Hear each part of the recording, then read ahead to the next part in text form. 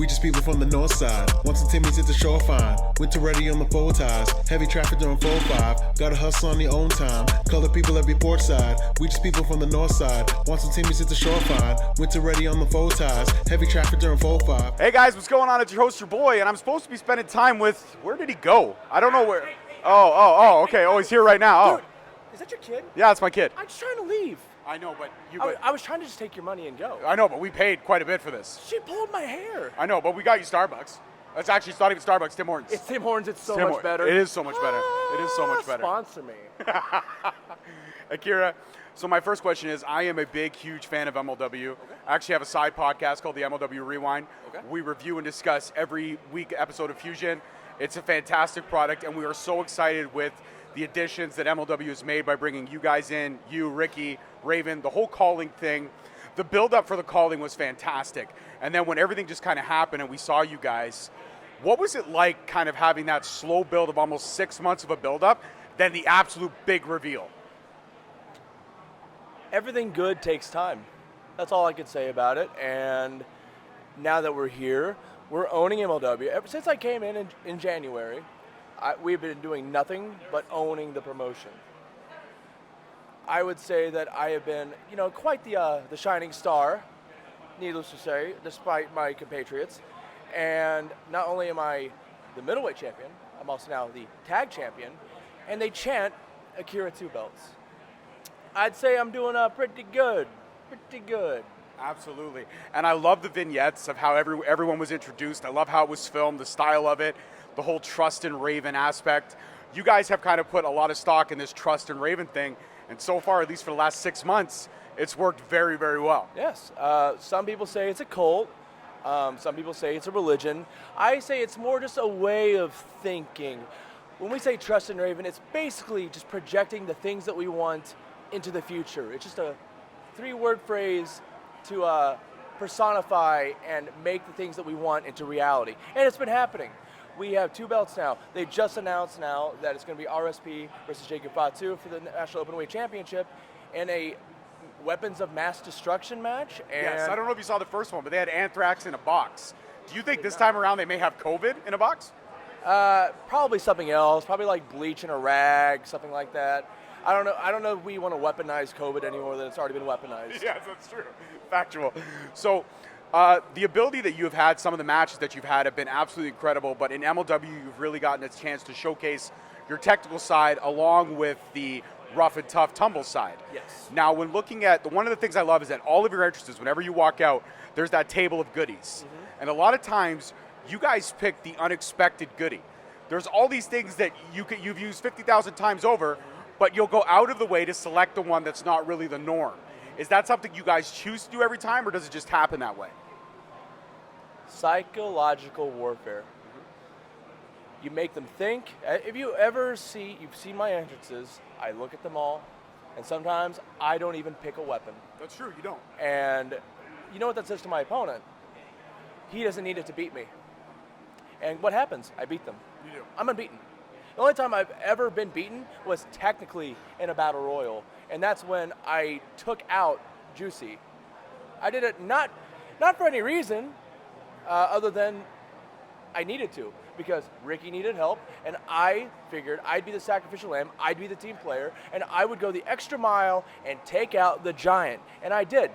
You see me go flying, take him with this huge crossbody, and I hit the floor, and then just like the sound of the biggest drums in a Rush song, boom, boom, boom, boom, boom, boom, boom, boom, boom, there's Juicy falling on the floor. That was music to my ears, because I have the middleweight championship. The middleweight championship is all that I care about. It's all that I need, because if I can make that matter than the world heavyweight championship, when the day comes when I want that world heavyweight championship, guess what? I made my job that much easier, because I brought so much more prestige to a lower belt that people think is lower than the one that everyone wants to talk about. Everyone was talking about Hammerstone and Kane, Hammerstone and Kane, Hammerstone and Kane. They were chanting Akira 2 belts. Their eyes are on me. It doesn't matter if you have the belt. What matters is how you defend it. And we've all seen that I'm willing to do blood and guts, tactical warfare. Doesn't matter, because I think that belt is more valuable than anything anyone else has. And I'm going to make it so. Well, absolutely. You talked about the lineage. You talked about MJF making it more of a prestigious title than the heavyweight championship. We also know Myron Reed and his epic runs that he had with that title. Leo Rush held that title. Lince Dorado, who you beat for that title. Yes. At the end of the day, there's been a lot of names tied to this championship, and now you can add your name to that lineage. But you always want to level up. You always want to make it prestigious. So at one point in time, MJF had it as the title in MLW. You want to get it back to that glory, but you also want to elevate it. Would there if anyone right now on the roster, is there anyone in the MLW locker room that you could see having an epic feud with, that you would like to have an epic feud with, to give them a shot at that middleweight championship? I'm going to put my heels to all of them. That's just the bottom line because I said so. I'm going to put my heels to them, but there are many. They're bringing in many more people. That Ichiban fella, pretty good. Kevin Blackwood? Kevin Blackwood. I'll cut the tattoos off of him. They give me knives. I don't care. Hot Sauce. I think he technically counts as a middleweight. Anybody that wants to step up, that has any kind of name value, or wants to, add their name to my legacy, step up. I'm going to put you to the dirt, and you'll thank me for even being a footnote as a part of my legacy.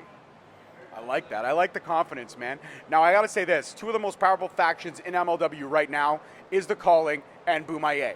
Calling has a lot more gold, but Boymaye has a lot more strength and money behind them.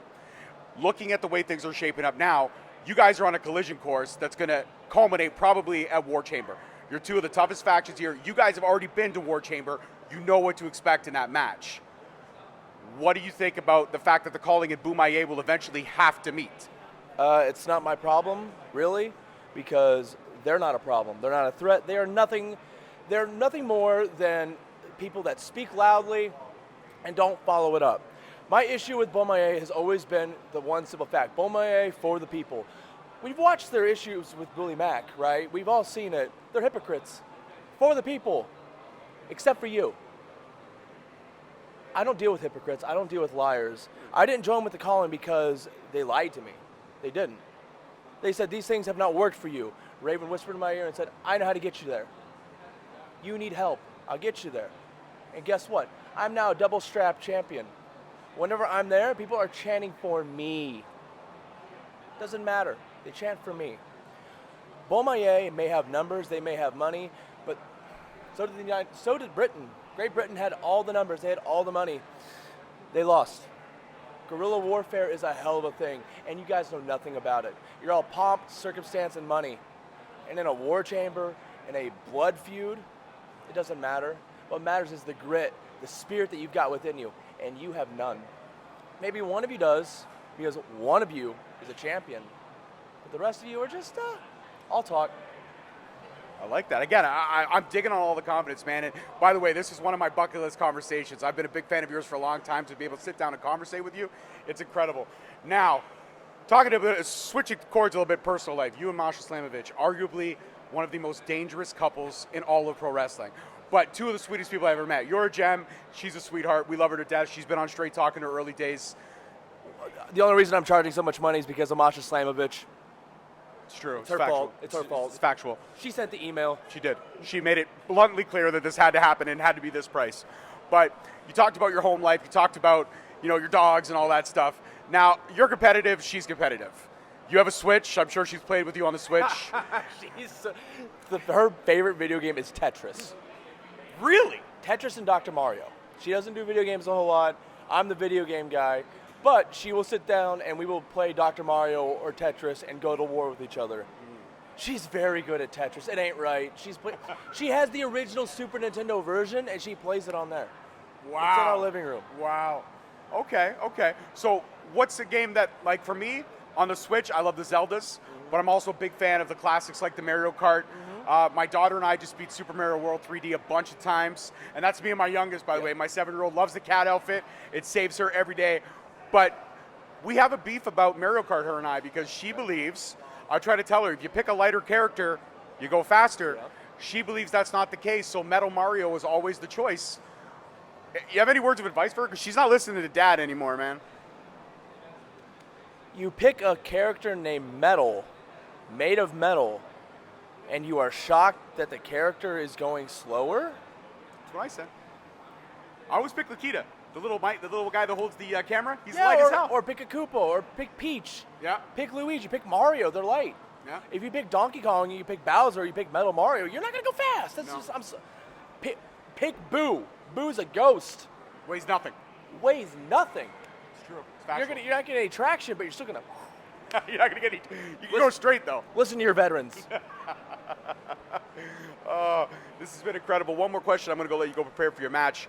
When all the smoke is cleared, and Akira now being recognized for his technical ability, but also for the fact that very profound in deathmatch skill. And I don't care what anybody says, deathmatch wrestling is a skill. It's not just putting a whole bunch of damage to your body. There is psychology involved in it.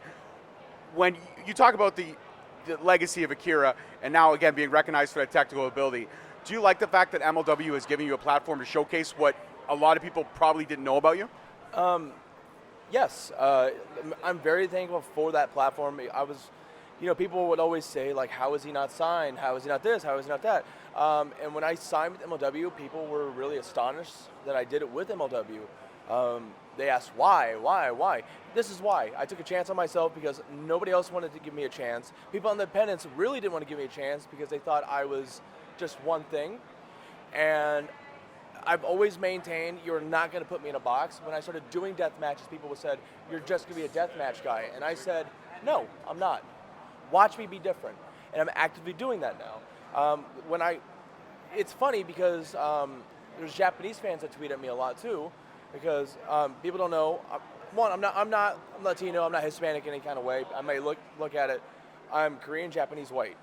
All the Japanese fans, they tweet at me all the time. And when I got announced that I'm going to Big Japan in September, they were Congratulations, by the way. That's amazing. Thank you. They asked, they're like, I want to see him not just deathmatch, but in their strong, which is their big division and their junior division. The Japanese fans could see it, and that's partially because of the platform MLW gave me, but it's also because I never said no.